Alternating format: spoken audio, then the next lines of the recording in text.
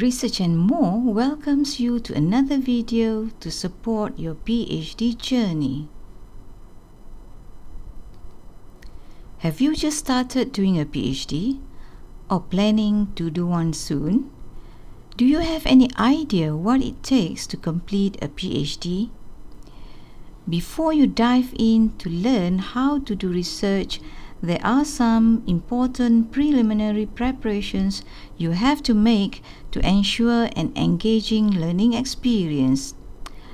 Let's start it right. First, let's do some reality check. A doctoral study is undeniably difficult, but many seem to underestimate the difficulty and other intellectual and emotional pressures. You are moving from a very structured pattern of learning to a very unstructured one. As such, plenty of adjustments are required at the beginning. Now, how do you get yourself ready to go on a quest for your PhD journey? What do you have to do to be mentally and emotionally prepared before getting on with it? Firstly, we must get into the right mindset, mainly because the learning approach is totally different from what we have ever experienced before. Secondly, we are going to be dealing with parties who have their own expectations of how the program is to be conducted. And at the same time, we have our own set of expectations. Since we can only manage what we can control, it is up to us to manage our own expectations. And thirdly, the learning style, which we have been using all our life, cannot be applied anymore. We must change our learning and writing style. All these situations are intertwined, therefore, they must be managed together. There are two important adjustments to make, and be prepared to make some radical changes. You have to change your mindset about the way you learn. The way you learn since school days right to the bachelor and master degree will not work anymore. So be prepared to adopt a whole new way of learning totally. For that to happen, you must be willing to learn, unlearn, and relearn. To successfully complete your PhD study, there are so many factors and challenges that you have to deal with simultaneously. Some are within your control and some are not. And the parties we deal with also have their own set of expectations. If things are not managed well, we may get caught in unpleasant situations. To handle these situations well, we have to learn to manage our own expectations. With this scenario around, how then do we begin our quest for the PhD? A doctoral study is considered a quest because it really is a long and arduous search for something befitting of a PhD. It shows that there is a very clear outcome you want to achieve at the end of your pursuit. When we apply it to doctoral students' path, the notion of quest represents a process of learning or discovery by yourself. By the time you go for your viva, you bring to the final examination all the complexity you have to endure to reach the end, the uncertainty and the unknown that marks the process. It also highlights the interaction between multiple actors involved and the emotional ups and downs of the experience. How then do we get into the right mindset? When we decide to do a doctoral study, our actions and decisions are based on specific reasons, motives, and motivations. Reasons or ground of action refers to why a person primarily decides to undertake an action. In our case, why do we decide to do that PhD? Whereas motives are the underlying desires and wants that prompt our decision. And motivation is the impetus that enables perseverance in an action, which can be defined here as what encourages us to persist in our doctoral studies despite difficulties. Whenever you find the goings get tough, take time to reflect and monitor your actions and decisions. Think back of the particular reasons, motives, and motivations that make you take up this challenge.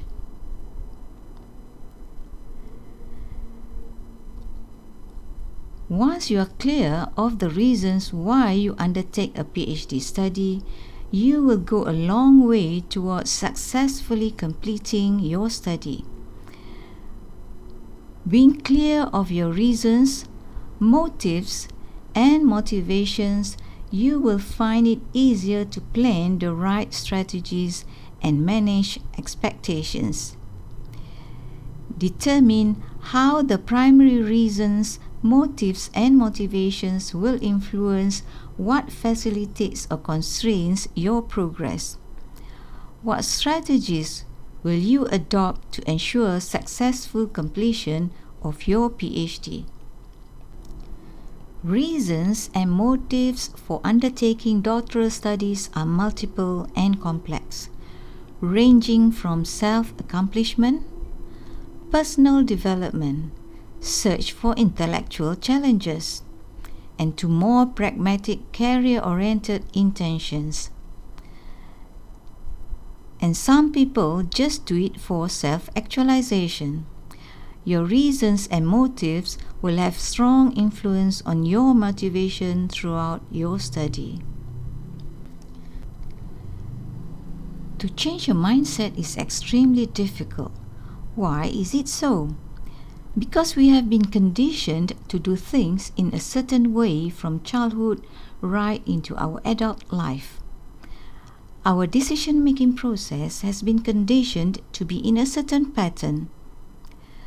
The way we learned from school to university is so structured that we were never critical of what we read or what was told to us.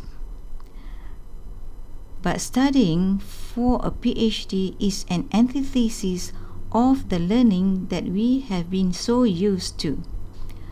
With all the conditions that we have been through, changing into a new learning mindset certainly requires a very strong conviction.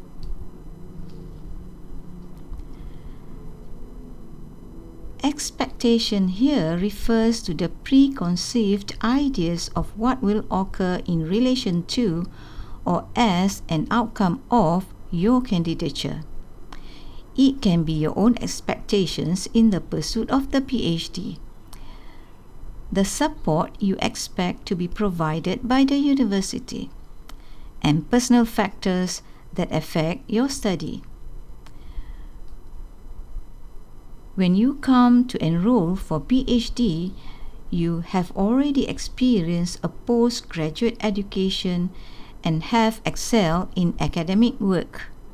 Some of you may be re-entering education after a prolonged absence, and many will be engaged in employment during their candidature.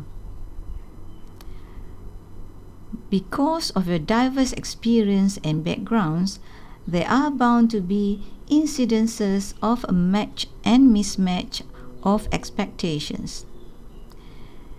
Any consequences of match and mismatch can affect your progress either in a positive or negative way. Dimensions of expectations can be grouped into three. The doctoral task is essentially what needs to be done to earn the PhD. For example, following the scientific processes to conduct the research, or the protocol for writing the thesis. Support provided by the university, which includes administrative, learning environment, and supervisory support. Personal expectations is about the student's state of mind as a learner and emotional dimensions of study, expectations of the future, and having to balance study, work, and personal life. An effective management of expectations can minimize any roller coaster rides. A mismatch of expectations cannot be avoided since each of the parties involved have their own set of expectations. Many students come back to study quite late, so their ideas of the research environment and intensity of study may be unrealistic.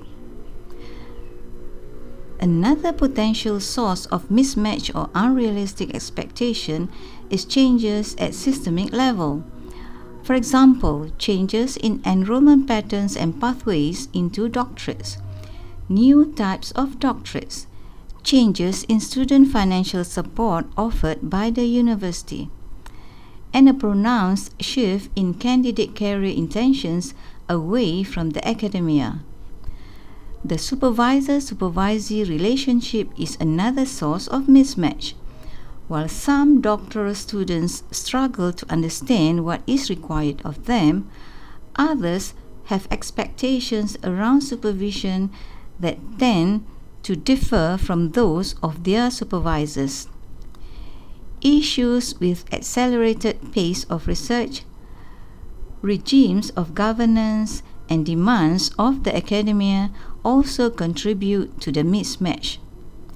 These changes may give rise to unexpected pressures on the student-supervisor relationship and the study-work-life balance. If this whole process prolongs, it can be a destabilizing experience for the students and can lead to dissatisfaction and dropout. Ultimately, realistic expectations regarding the thesis, the research environment, and the supervision relationship will induce more positive experiences and a higher probability of completion. Whether you will get your PhD or not, examiners will decide based on what and how you write your thesis. They want to see if you are able to present your arguments convincingly. How we write the thesis is nothing like how we wrote our assignments at the bachelor or master degree levels. We are expected to use the academic writing style. So another radical shift is required. Therefore, an ability to read critically and write critically is extremely important here. The learning approach we were taught from play school right through college is one that is indoctrinated in foundational theories. We were conditioned to accept what we read and what the teachers told us without questioning. We were never encouraged to critically evaluate what was presented to us. As students, we are trapped into a routinized learning process and view the happening around us in a fixated way. But in a postgraduate research study, we are expected to move from a fixated mindset to a growth mindset where we must be willing to challenge previously held beliefs. The mindset must be changed from focusing on generating contents and solutions to a mindset that engages in the critical analysis and synthesis involving the scientific processes of determining the problem to the selection of appropriate methodology to solve that problem. By adopting a new mindset, we can expect to be able to achieve new results. Writing is a very impactful method of learning. It is a powerful medium in getting a message across if presented well to meet the need of our intended audience. So we need different writing styles for different purposes.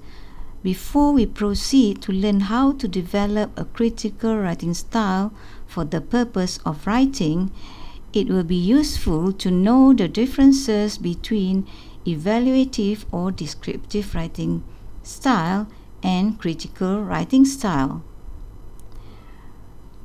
We use the evaluative or descriptive writing style if we want to provide a validation of the state of a specific item, product, service, program, and others.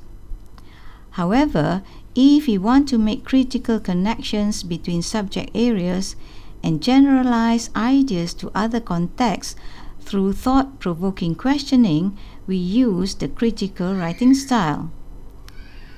With evaluative writing, we are not developing any arguments. We are merely setting the background within which an argument can be developed. We are describing the situation as it stands, without presenting any analysis or discussion. In providing only a description, we are merely presenting but not transforming information. We are reporting ideas but not taking them forward in any way. With critical writing, we are engaging in a challenging academic debate. We need to consider the evidences and arguments of others, and more importantly, to contribute our own. We achieve this by considering the quality of the evidences and arguments we have read. We identify key positive and negative aspects to comment upon. We assess their relevance and usefulness to the debate that we are engaging in. And we identify how best they can be woven into the argument that we are developing. As you can see, a much higher order level of thinking is clearly needed for critical writing than for evaluative writing.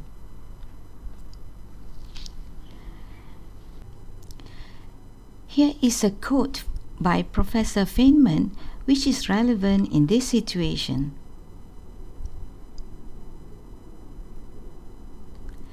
Thank you for watching. If you find this video useful, please subscribe, share and comment so that more of similar videos can be created.